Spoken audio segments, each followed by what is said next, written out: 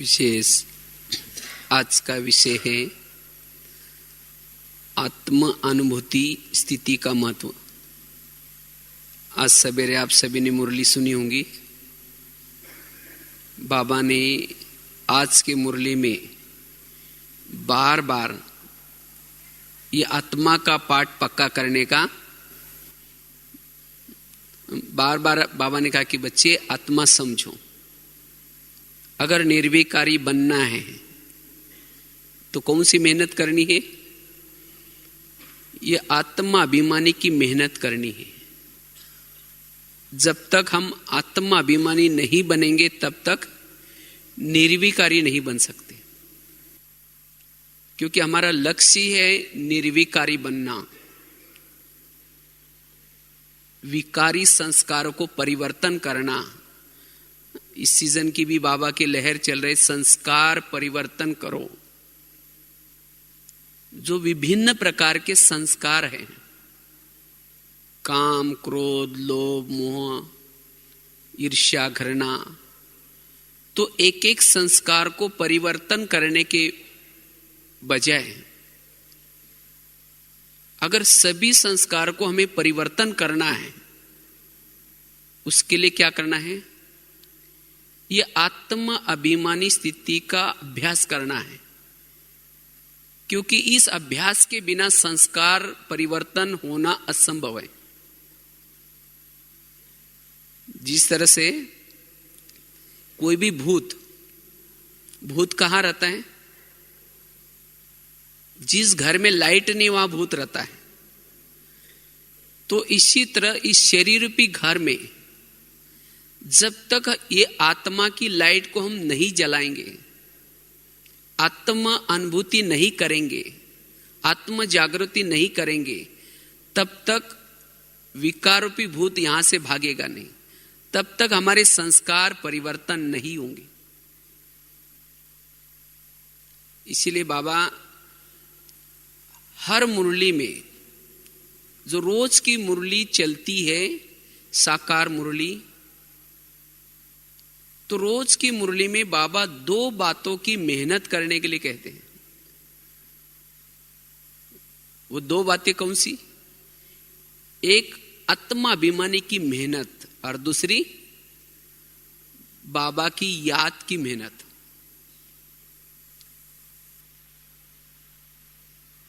जब हम योग लगाने के लिए बैठते हैं, उस समय याद की जब मेहनत करते हैं, कोशिश करके बुद्धि बाबा की तरफ बार बार लगाने की कोशिश करते हैं, तब फिर सारा दिन क्या हो जाएगी? आत्म अभिमानी स्थिति रहेगी। जब योग लगाते हैं, योग की हमें मेहनत करनी है, क्योंकि बाबा के याद की शक्ति से आत्मा की ज्योति जागृत होती है, और उससे ही फिर सारा दिन क्या हो जाते हैं? हमारी आत्म अनुभूति बनी रहती है, नेचर। और जब हमारी आत्मा अभिमानी स्थिति बनी रहती है, जिससे हमें जो सामने वाली व्यक्ति है वो आत्मा के रूप में दिखाई पड़ती है, उसके अंदर कोई भी कमी कमजोरी नजर नहीं आती है। आज किसी के अंदर की कमी कमजोरी नजर क्यों आते हैं? क्योंकि हम क्या करते हैं? उसको देह के भान के रूप में देखते हैं। जब देह के भान के रूप में देखते हैं तो क्या होते हैं? उसके अंदर की कमी नजर आते हैं। और जब कमी नजर आते हैं तो क्या करते हैं? उसका पहले तो चिंतन चलेगा, अच्छा ये ऐसा है, अच्छा ये ऐसा करता है। खुद मन में चिंतन करेंगे, फिर औरों को भी सुनाएंगे। इससे क्या हो जाता है? स्वयं का टाइम भी वेस्ट हो जाता है, और उस व्यक्ति के बारे में हमारी नफरत, घृणा, उसके प्रति भावनाएं बिगड़ जाते हैं। इसीलिए बाबा कहते बच्चे ये आत्मा की मेहनत करो तो किसी की भी बुराई नजर नहीं आएगी। इतना ही नहीं, जब हमारी आत्मा अनुभूति रहती है, आत्मा अभिमानी स्थिति रहती है। आत्मा अभिमानी स्थिति रहने से हम कोई भी बातों के प्रभाव में नहीं आते। चाहे शरीर कितना भी सुंदर है, चाहे वस्तु कितनी भी अच्छी है, चाहे वस्तु, व्यक्ति, वैभव, इनके कोई भी प्रभाव में नहीं आएगा। कब प्रभाव में नहीं आएंगे? जब हमारी आत्म अनुभूति है। बुद्धि वहां नहीं जाएगी। तो बुद्धि बार बार वस्तु में, व्यक्ति के तरफ आकर्षित क्यों होते हैं? क्योंकि यह देह का भान है। इसीलिए बाबा कहते बच्चे ये मेहनत करो। चलो अब 3 मिनट इसी आत्म अनुभूति में खो जाए। तो इस तरह से ये जो आत्मा का लेसन है, जितनी हम इस लेसन के पीछे मेहनत करेंगे तो बाकी सभी मेहनत से छूट जाएंगे। ब्रह्मा बाबा ने इस आत्मा के लेसन के ऊपर बहुत मेहनत की। जैसे बाबा की कई डायरिया भी मिली थी। बाबा ने मैं आत्मा हूं, जयशोद आत्मा, ये आत्मा, आत्मा आत्मा, कितना बाबा ने इसको पक्का किया। लेकिन हम इस मेहनत की तरफ थोड़ा ध्यान कम देते हैं, और जिसके कारण हमारे जो संस्कार है, वो संस्कार परिवर्तन करने की मेहनत लगती है। वो बार बार संस्कार रिपीटेशन होते हैं। मन कहना नहीं मानता, बुद्धि कहना नहीं मानती। क्यों? क्योंकि आत्मा अभिमानी स्थिति नहीं है। अगर राजा अपने चेयर पर नहीं है, सिंहासन पर नहीं है, तो उसका कहना कोई नहीं मानेगा। इसीलिए बाबा कहते बच्चे भ्रुकुटी सिंहासन पर बैठो। जितना भ्रुकुटी सिंहासन पर बैठेंगे, आत्मा अभिमानी स्थिति में रहेंगे, उतना सभी कर्मेंद्रियां आपका कहना मानेंगी। अब होता क्या है, हम स्वयं को भूले हैं। मैं आत्मा हूं, मैं आत्मा इस शरीर का मालिक हूं, मैं आत्मा राजा हूं। ये भूलने के कारण कहते ना, अंधेरी नगरी चौपट राजा, टकेशर बाजी टकेशर खाजा। इस राजधानी में राजा सोया पड़ा है, और जिसके कारण आंखें जो चाहे देख रहे, कान जो चाहे सुन रहे, मन जो चाहे सोच रहे, बुद्धि जहां चाहे भटक रहे। इसीलिए बाबा कहते बच्चे ये आत्मा का पाठ पक्का करो, ताकि सभी कर्मेंद्रियां आपके वश में आएंगी। मन का परिवर्तन हो जाएगा। जब मन का परिवर्तन हो जाएगा, बुद्धि एकाग्र हो जाएगी, तब फिर संस्कार भी परिवर्तन हो जाएंगे। और वास्तव में हम पुराने संस्कारों के वश क्यों हो जाते हैं? उसका कारण है आत्मा का अनुभव नहीं है। जब हमें आत्मा का अनुभव होता है, हमारी भ्रुकुटी में आत्मा की वो ज्योति सदा जागृत रहती है, उसी समय हमारे शरीर में एक प्रकार के वेव्स, किरणें फैलती हैं, लाइट फैलती है, जिसके कारण हमें एक प्रकार का अति इंद्रिय सुख मिलता है। और जब ये सुख हमें अनुभव होता है, तब कर्मेंद्रियां फिर और कई भी प्रकार से कोई संस्कार के वश नहीं होंगी, कोई विकारों के वश नहीं होंगी, क्योंकि उसको सच्चा सुख मिल गया। ये अति इंद्रिय सुख, ये अति इंद्रिय सुख अगर अनुभव करना है, उसके लिए हमारी कौन सी स्थिति चाहिए? आत्माभिमानी स्थिति चाहिए। और जब हमारी आत्माभिमानी स्थिति नेचुरल रहती है, तो निरंतर अतीन्द्रिय सुख मिलता रहता है। और जब ये अतीन्द्रिय सुख मिल जाता है, तो ना देह का आकर्षण, ना कोई पदार्थ का आकर्षण, ऐसी आत्मा तृप्त अनुभव करेगी, स्वयं को तृप्त, संतुष्ट, अंदर से दिल गाएगा जो पाना था सो पा लिया, मुझे कुछ नहीं चाहिए। और यह स्थिति रहने से कोई भी अपमानजनक परिस्थिति में, कोई भी विघ्नों में अचल अडोल रहेगी। क्या हुआ, क्यों हुआ, कैसे हुआ, ये ऐसा कैसे हुआ, ये क्वेश्चन नहीं आएगा जब हमारी आत्मा अभिमानी स्थिति है तब। और जिसकी आत्मा अभिमानी स्थिति बनी रहती है, ऐसी आत्मा विघ्नों में भी सकारात्मक सोचेगी, विघ्नों से भी कुछ सीख करके आगे बढ़ेगी। उसको विघ्न नहीं अनुभव होगा, लेकिन यह आगे बढ़ाने का साधन अनुभव होगा। अर्थात आत्मा अभिमानी स्थिति वाला हर परिस्थिति में सकारात्मक सोचेगा।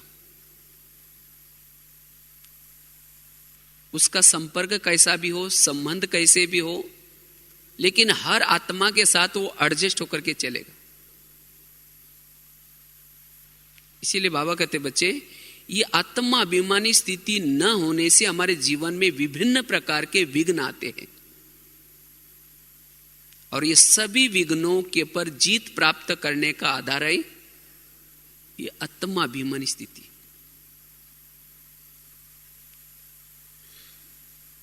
विकारों के पर जीत प्राप्त करने का ये ब्रह्मास्त्र है। वास्तव में सबसे बड़ा विकार कौन सा है? देहभान। देहभान सबसे बड़ा विकार है। काम, क्रोध, लोभ, मोह उसके बाद की बातें हैं। अगर हम देहभान को ही खत्म करेंगे तो उन संस्कारों को परिवर्तन करना बड़ा इजी है। इसलिए आत्मा अभिमानी स्थिति के हमें क्या करनी है? थोड़ी सी मेहनत करनी है। और आत्मा अभिमानी स्थिति में हम जब स्थित रहते हैं, योग में भी हमारी एकाग्रता बनी रहती है। संकल्प बहुत कम और बहुत ही धीरे धीरे चलते हैं, और सदा ही पॉजिटिव संकल्प चलते हैं। और ऐसी आत्मा की स्थिति देखते हुए भी न देखने की अवस्था बनी रहेगी। जब हमारी आत्मा अभिमानी स्थिति है, देखते हुए भी न देखने की अवस्था, आंखें खुली है, सामने देख रहे, लेकिन देख लिया उसके बाद भूल गए, उसका चिंतन मनन नहीं चलेगा। और ऐसी स्थिति जब हमारी सारा दिन बनी रहती है, इसको कहेंगे कर्म योगी। कर्म करते हुए भी इस कर्म का प्रभाव नहीं पड़ता। और उसके बाद ऐसी स्थिति सारा दिन बनी रहने से जब हम शाम के समय या जब भी एकांत में बैठ जाते हैं, तो कर्मों की जो ऊपर नीचे जो बातें हुई है, वो बातें योग के समय डिस्टर्ब नहीं करती। आज कर्मों की बातें योग के समय हमें डिस्टर्ब क्यों करते हैं? क्योंकि कर्म करते समय वो हमारी आत्मा अभिमानी स्थिति नहीं रहती है। इसलिए बाबा कहते बच्चे, इस स्थिति को क्या करो? नेचुरल बना करके रखो। वैसे पिछले साल बाबा की 31 तारीख की मुरली चली थी, नए साल की। बाबा ने कहा था इस वर्ष में आत्मा अभिमानी स्थिति की नेचुरल नेचर बनाओ। तो देखो, साकार मुरली की भी शिक्षा है, चाहे अव्यक्त वाणी की भी शिक्षा है, ये आत्मा का पाठ पक्का करने के लिए है। और हमारे इस पढ़ाई का टोटल सार क्या है? आत्मा अभिमानी बनना। ये टोटल ज्ञान का, योग का, सेवा का, धारणा का रिजल्ट है। बाबा परमधाम से क्यों आए हैं? किस लिए आए हैं? सभी को आत्मा अभिमानी बनाने के लिए आए हैं। क्योंकि देहभान आया, इसके कारण जीवन में समस्या पैदा हुई। आज हम जो योग लगाते हैं, योग किस लिए लगाते हैं? आत्माभिमानी बनने के लिए योग लगाते हैं। लेकिन हम इतना सारा दिन योग लगाते तो भी आत्माभिमानी स्थिति नहीं बनती है। इसका मतलब जब हम योग लगाते हैं, वो योग में चाहे मन भटकता है या बुद्धि भटकती है, वो विधि से योग नहीं है, इसीलिए आत्माभिमानी स्थिति नहीं बन रही। अगर सचमुच योग करते समय लगन में मगन होकर के विधि पूर्वक मन बुद्धि एकाग्र करके सोमान में रह करके अगर योग करेंगे, तब आत्माभिमानी स्थिति बनेगी। इसलिए योग का रिजल्ट भी है आत्माभिमानी स्थिति। आज हम खान पान की धारणा, पवित्रता की धारणा, जो भी छोटी मोटी धारणाएं श्रीमत का पालन क्यों करते हैं? ये सब इसीलिए करते हैं मेरी आत्माभिमानी स्थिति बनी रहे। अगर इससे के बाद धारणा करने के बाद भी नहीं बनती, इसका मतलब उस धारणाओं के गहराई में नहीं गए। अब पवित्रता स्थूल में तो है, स्थूल में ब्रह्मचर्य है, लेकिन ब्रह्मचार्य नहीं। मनसा वाचा कर्मणा संकल्प बोल, ये सूक्ष्म जो नियम मर्यादा जितना पालन करेंगे उतनी वो हमारे आत्मा की ताकत बढ़ेगी, बल बढ़ेगा। ब्रह्मचर्य तो है, लेकिन व्यर्थ बोलेंगे, पर चिंतन करेंगे, तो वो जो स्थूल ब्रह्मचर्य की ताकत उस बोल के द्वारा, व्यर्थ संकल्प के द्वारा खत्म हो जाती, और जिसके कारण जो आत्मा का बल बढ़ना चाहिए वो नहीं बढ़ता, और जिसके कारण आत्मा अनुभूति नहीं होती। इसीलिए जितना जो आत्मा धारणाओं के गहराई में जाएगी, उतना वो नेचुरल आत्मा अनुभूति की नेचर बन जाएगी।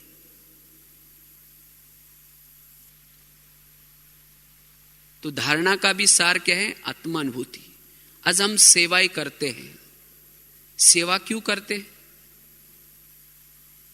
सेवा से हमें खुशी मिलती है, दुआएं मिलती हैं। ये दुआएं, खुशी, इसे हमारी आत्माभिमानी स्थिति बनती है। लेकिन सेवा करने के बाद फिर भी मेरी आत्माभिमानी स्थिति नहीं बनती। इसका मतलब जरूर उस सेवा में मैंपन है, मेरापन है, टकराव है, तो इसीलिए आत्माभिमानी स्थिति नहीं बन रही।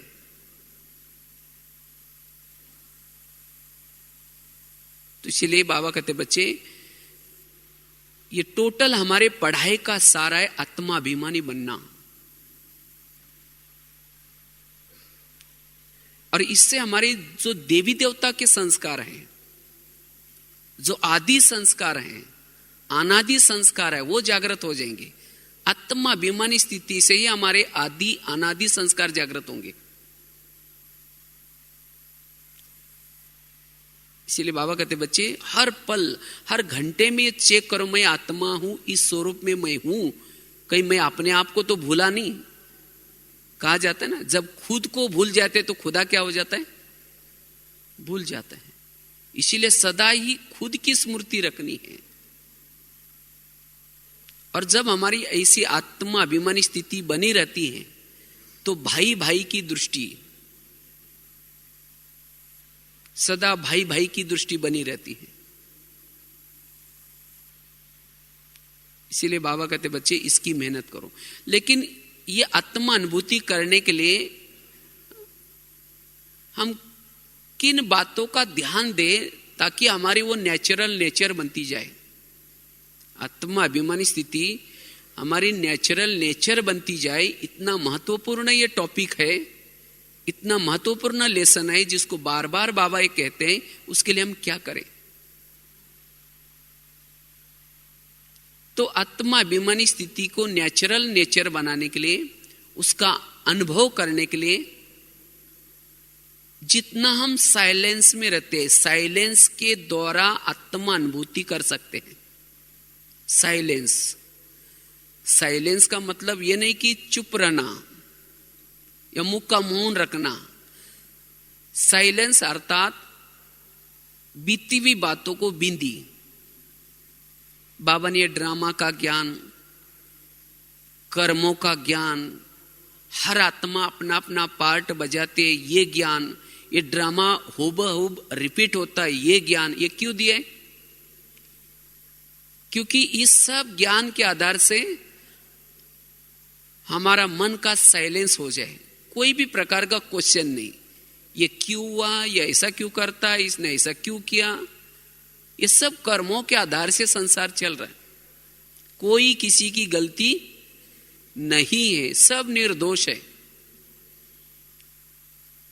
तो जितना हमारा ये ड्रामा का कर्मों का पार्ट पक्का होगा उतना हमारा मन क्या हो जाएगा? साइलेंस हो जाएगा। मन के जो निगेटिव विचार चलते हैं वो बंद हो जाएंगे और उतनी हमारी आत्मा की एनर्जी बढ़ जाएगी, ताकत बढ़ जाएगी और जिसे हम आत्मा अनुभूति कर सकते हैं। इसीलिए जितना हम साइलेंस में रहेंगे उतना हम आत्मा अनुभूति कर सकेंगे, वो नेचुरल नेचर का अनुभव कर सकेंगे। और जब मन की साइलेंस हो जाएगी तब मुख की साइलेंस भी हो ही जाएगी और उससे हम आत्मा अनुभूति कर सकते हैं। दूसरी बात है, अगर आत्मा अनुभूति करनी है उसके लिए सोमानों के अभ्यास। मैं आत्मा तो हूं लेकिन मैं कौन सी आत्मा हूं?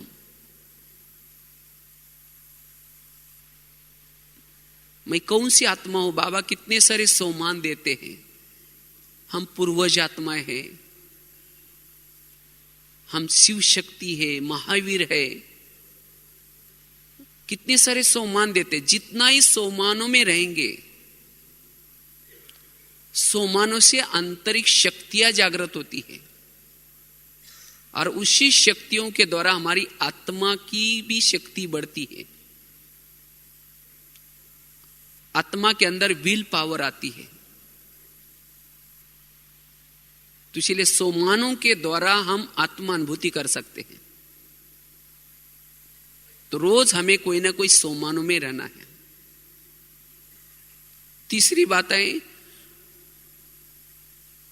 अगर हमें आत्मा अनुभूति करनी है, आत्मा का अभ्यास करना है, अनुभव करना है, उसकी नेचुरल नेचर बनानी है,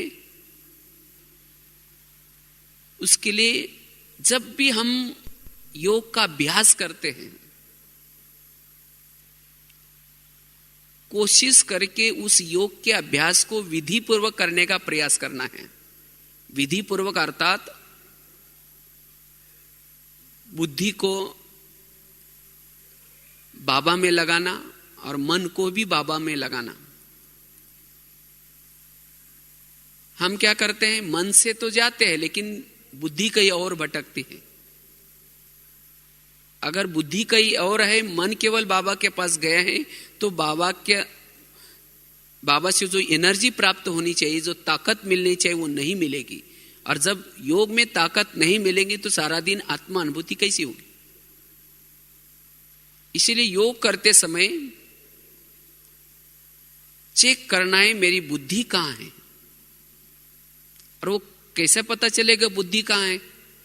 जिस प्रकार से मन में जो थॉट्स चलते हैं वहां बुद्धि है। अगर बुद्धि कहीं वैरत की तरफ है तो मन भी वैरत की तरफ जाएगा। तो इसलिए मैं मन और बुद्धि को बाबा में लगा करके, हम कितना समय बैठे वो महत्व का नहीं, लेकिन मन और बुद्धि बाबा के पास कितनी गई वो महत्व का है। और मन बुद्धि बाबा के पास जाने से ही हमारे अंदर वो बल आएगा, ताकत आएगा और जिससे हमारी आत्मा की शक्तियां बढ़ती जाएगी और जिससे फिर सारा दिन हम आत्मा अनुभूति कर सकेंगे। ये तीसरी बात है। चौथी बात है, अगर मुझे आत्मा अनुभूति करनी है उसके लिए जो आत्मा के जो ओरिजिनल गुण है, 7 गुण, शांत स्वरूप, शक्ति स्वरूप, प्रेम स्वरूप, आनंद स्वरूप, जो आत्मा के मूल गुण हैं, जितना उस मूल गुण के स्वरूप में स्थित रहेंगे उतना हम आत्मा अनुभूति कर सकते हैं। जितना हम शांत स्वरूप की स्थिति में रहते हैं, जितना आनंद स्वरूप की स्थिति में रहते हैं, जितना शक्ति स्वरूप की स्थिति में रहते हैं, उतना हम आत्मा अनुभूति कर सकते हैं। वास्तव में ये 7 गुणों में से कोई भी गुणों की कमी, यही वास्तव में हमें देह अभिमान लाता है। इसलिए 7 गुणों को हमें क्या करना है? बढ़ाने का प्रयास करना है। आनंद में रहने का प्रयास। आनंद कब आएगा? मुझे कौन मिला है, मुझे कौन पढ़ाता है, मैं भविष्य में क्या से क्या बनने जा रहा हूं। जितना इन बातों को याद रखेंगे उतना आनंद आएगा, और उस आनंद के द्वारा हम आत्मा अनुभूति कर सकते हैं। इसलिए 7 गुणों का अभ्यास।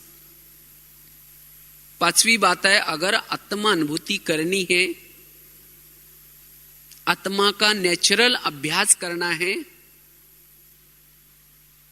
उसके लिए सारा दिन जितने हम संकल्प को कम चलाते हैं, पॉजिटिव चलाते हैं, उतनी हमारी शक्तियां बच जाती हैं। और संकल्प क्यों चलते हैं? जीवन में विभिन्न प्रकार के विघ्न आते हैं, उस विघ्नों के कारण संकल्प चलते हैं। हम मुरली सुन रहे, ज्ञान सुन रहे, तो हमारे विचार तो पॉजिटिव चलते हैं, लेकिन जैसे घर में गए, घर में जाते ही तुरंत कोई ना कोई विघ्न डालेगा, कोई परेशान करेगा, तब हमारे संकल्प चलते, ये ऐसा क्यों करता है, इसने ऐसा क्यों किया। और ये संकल्प चलने से आत्मा कमजोर बन जाते हैं। इसीलिए ऐसे समय पर हमें क्या करना है? जैसे बता ना, ड्रामा की बात, कर्मों की बात। आज हमारे जीवन में जो भी विघ्न आते हैं या समस्या आते हैं, विघ्न या समस्या ये हमारे ही कोई ना कोई पिछले जन्मों में बोए हुए कर्मों का फल है। हम जो संपर्क में एक दूसरे के आते हैं, वो किस आधार से आते हैं? कर्मों के आधार से। आपके संपर्क में आने वाला आपको कुछ देने के लिए आए हैं या कोई आपसे लेने के लिए आए हैं? अगर किसी को आपने तंग किया है, परेशान किया है, तो वो भी आपको क्या करेगा? तंग करके अपना हिसाब लेगा। तो इसी तरह इस कर्मों की गुई गति को याद रखने से हमारे संकल्प विकल्प नहीं चलेंगे, और जिसे हमारी हर परिस्थिति में पॉजिटिव सोच रहेगा, और इस पॉजिटिव सोच के द्वारा ही हम आत्मा अनुभूति कर सकते हैं।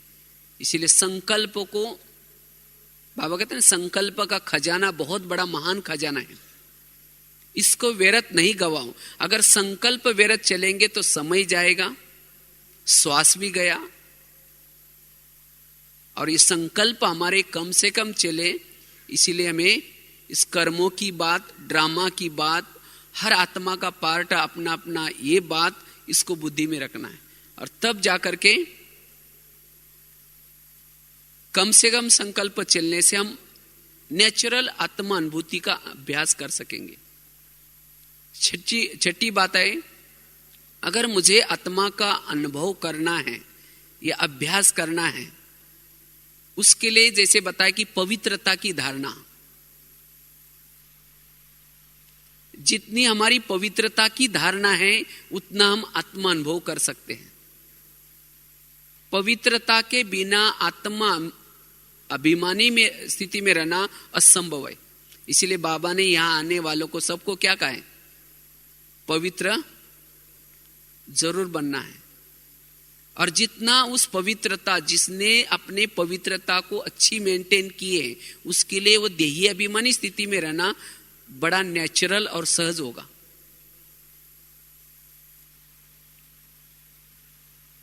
पवित्रता के द्वारा हम आत्मानुभूति कर सकते हैं। इसलिए बाबा कहते बच्चे पवित्रता की पालना करो, संपूर्ण पवित्रता। क्यों? इसकी पवित्रता की क्यों आवश्यकता है?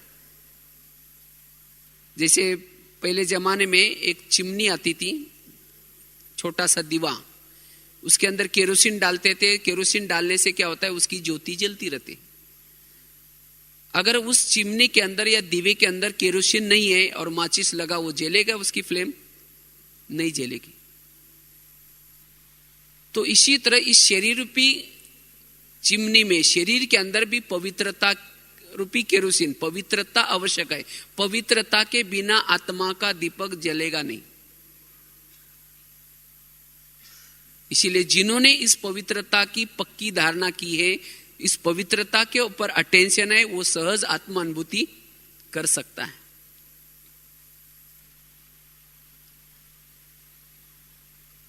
तो इसलिए आत्मा अनुभूति करने के लिए ये पवित्रता की धारणा। उसके बाद 7वीं बात है लास्ट की, अगर पवित्र आत्मा की अनुभूति करनी है, उसके लिए अमृत वेला का योग। जितना हम अमृत वेला अलर्ट होकर के, जागृत होकर के योग का अभ्यास करते, उतनी हमारी सारा दिन क्या रहेगी, आत्माभिमानी स्थिति रहेगी।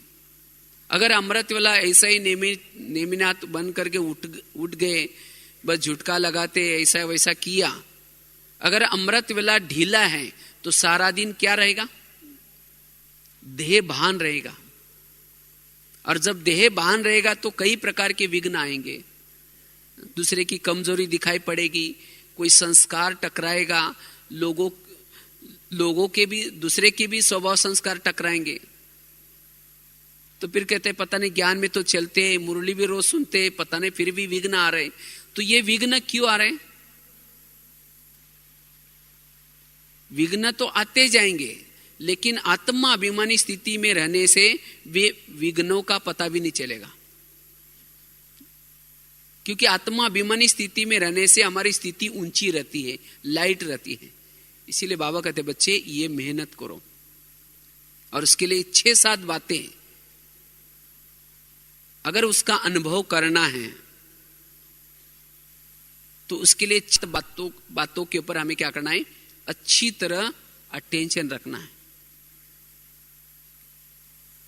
तब हम आत्मा अनुभूति कर सकते हैं। और जब आत्मा अनुभूति में है तो हम सहज योगी, कर्म योगी, इतना ही नहीं जिसको बाबा कहते हैं एवरेडी रहो। एवरेडी किसको कहेंगे? जिसकी आत्मा अनुभूति सदा नेचुरल नेचर है, वो एवरेडी है। एवरेडी अर्थात उनको लगेगा नहीं कि नहीं अभी कुछ समय विनाश नहीं होना चाहिए।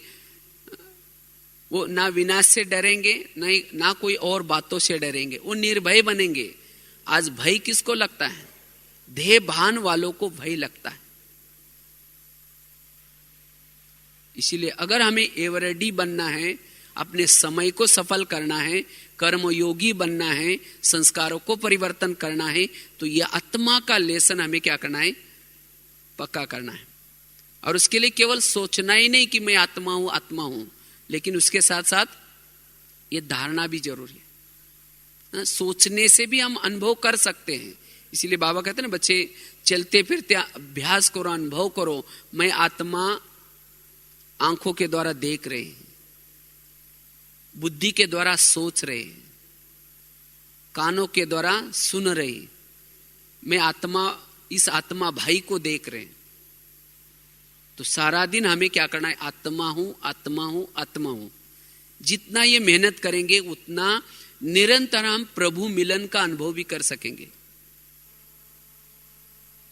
तो अभी बाबा आने वाले हैं, तो हमें क्या करना है, बाबा के मिलन का भी अगर अनुभव करना है, उसके लिए क्या चाहिए, आत्माभिमानी स्थिति चाहिए। अगर आत्माभिमानी स्थिति नहीं है और यहां करके क्लास में बैठेंगे, समझो बाबा मुरली सुना रहे हैं, तो भी वो अनुभव नहीं होगा। एक बार की बात है, मधुबन में ओम शांति भवन में बाबा से मिलने के लिए बैठे थे। तो बाई चांस मुझे जगह मिली थी माताओं के साइड पर। तो गुलजार दादी के तन में बाबा आए थे, आधी मुरली हो चुकी थी। तो एक माता दूसरी माता को कहते, बाबा जी कब आएंगे? वो तो बाबा तो आए थे, मुरली सुना रहे थे, लेकिन वो माताजी कहते हैं बाबा जी कब आएंगे, तो दूसरी माताजी बोलते कि माताजी उठ के जाएगी तब तो बाबा जाएंगे। मना उनको अनुभव भी नहीं हुआ कि बाबा आकर के मुरली चला रहे।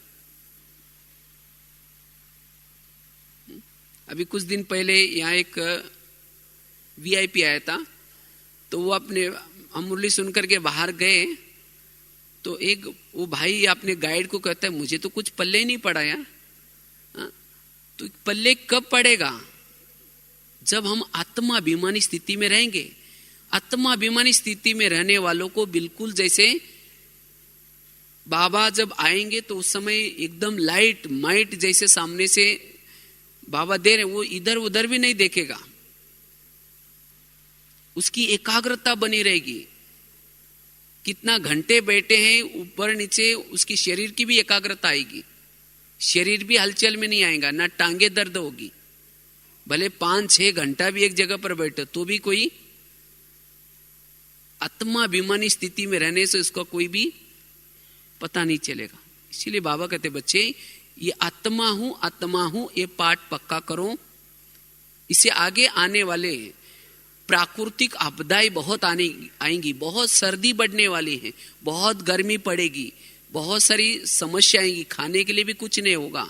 ऐसे समय भी अगर हमारे आत्माभिमानी स्थिति है तो प्रकृति के विघ्नों के समय भी हम परेशान नहीं होंगे। नहीं तो कहेंगे हाँ कितनी गर्मी है, वो कितनी सर्दी है, खूब संकल्प चलेंगे। इसीलिए बाबा कहते बच्चे ये आत्मा का पाठ पक्का करो, आने वाले विनाश का आप सामना कर सकेंगे, उसको देख सकेंगे, परिस्थितियों का सामना कर सकेंगे, विघ्नों का सामना कर सकेंगे, माया का सामना कर सकेंगे। आज विघ्नों में हम फेल क्यों हो जाते हैं, क्योंकि आत्मा अनुभूति नहीं है। जैसे बिल्डिंग बनाते हैं तो फाउंडेशन कैसा चाहिए, मजबूत। अगर फाउंडेशन रेत के ऊपर है तो आंधी तूफान आएगी तो बिल्डिंग क्या हो जाएगी, गिर जाएगी। तो इसी तरह जीवन में आने वाले विघ्नों में हम फेल क्यों हो जाते हैं, उसका कारण है ये पहला लेसन की कमी। तो हमें चलते फिरते कर्म करते इस लेसन को क्या करना है, पक्का करना है, तभी हम निर्विकारी बनेंगे और संस्कारों को परिवर्तन करेंगे। और इसीलिए बाबा इस लेसन के ऊपर बहुत जोर देते हैं और इससे ही हमें राजाई मिलने वाली है। राजा वही बनेगा, बाबा ने पहली मुरली में कहा ना 3 तकत, एक है भ्रुकुटी का तकत, दूसरा है बाप के दिल का तकत और तीसरा है भविष्य विश्व राज्य का तकत। तो भविष्य विश्व का राज्य तकत उसको मिलेगा जिसको जो बाप के दिल तख्त पर बैठता है। लेकिन बाप के दिल तख्त पर कौन बैठेगा, जो भ्रुकुटी के सिंहासन के तख्त पर बैठता है, अर्थात जो आत्माभिमानी स्थिति में रहता है। क्योंकि आत्माभिमानी स्थिति में रहने से गलतियां कम होंगी, नहीं होंगी, कर्मेंद्रिया सब कंट्रोल में रहेगी। तो इसलिए अगर भविष्य की राजाई लेनी है तो भी हमें क्या करना है, यही एक मेहनत करनी है। तो जरूर आप सभी सेवा करते कर्म करते ये पाठ पक्का करेंगे और बाबा के मिलन का आनंद लेंगे और ब्राह्मण जीवन का भी आनंद लेंगे। तो यही पाठ पक्का करना है। अच्छा, ओम शांति।